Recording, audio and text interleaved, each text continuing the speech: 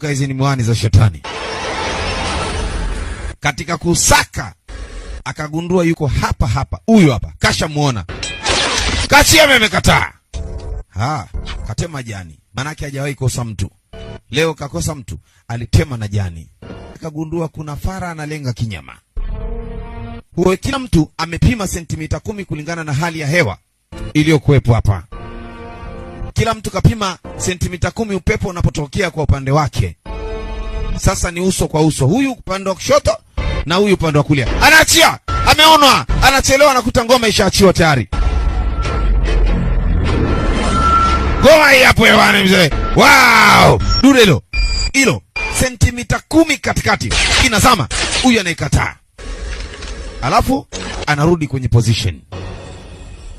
Anachungulia anakuta 0 pale. Hiyo risasi achana nayo. Hizo